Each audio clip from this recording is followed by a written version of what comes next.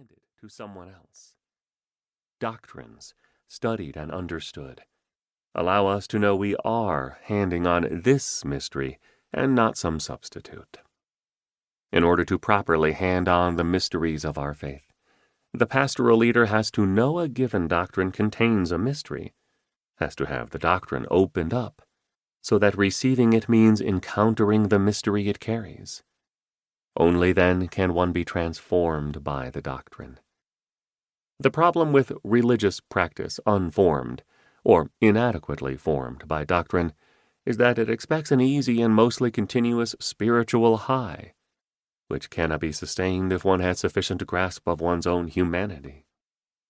We in the McGrath Institute for Church Life have confidence in Christian doctrines as saving truths, bearing mystery from the God who is love. We believe in the importance of these teachings for making us ever more human, and we believe in the urgent need to speak the Church's doctrines into, for, and with those who tend the pastoral life of the Church. We cannot think of any task more important than this. The books of this series represent our best efforts toward this crucial effort.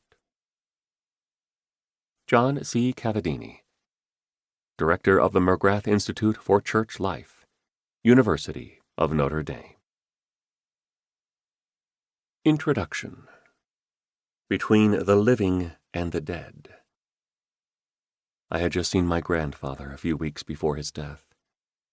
He was in the hospital, and in accordance with the directives of his living will, the feeding tubes had been removed.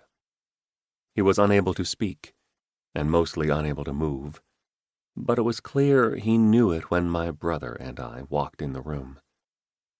I was the last one to leave his hospital room that night, staying behind to say goodbye and to whisper a prayer over him, tracing the sign of the cross on his forehead. It was the first time I had ever prayed with Louis DeLorenzo. I had looked upon death with my grandfather once before, 5 years earlier.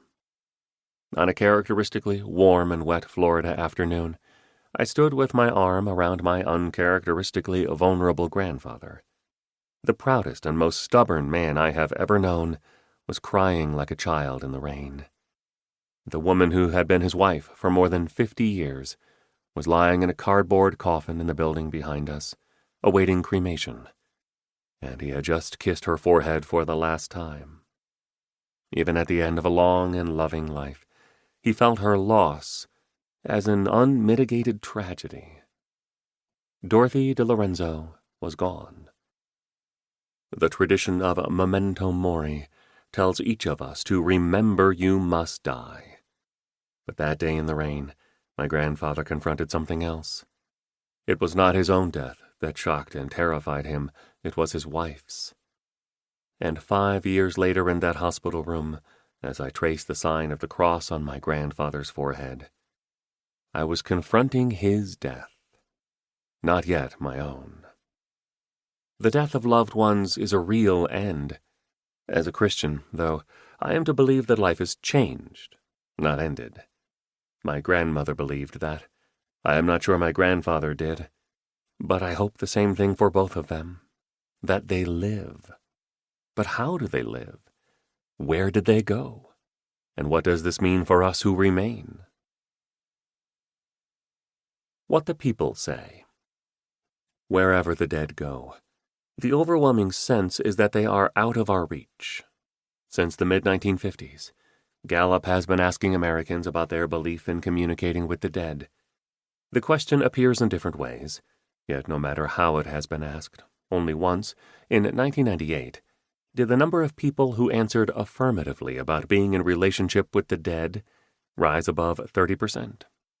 Year after year, for most people, the dead are silent and removed from the world of the living. The default assumption is that the dead are somewhere, but in no real way are they here or reachable from here.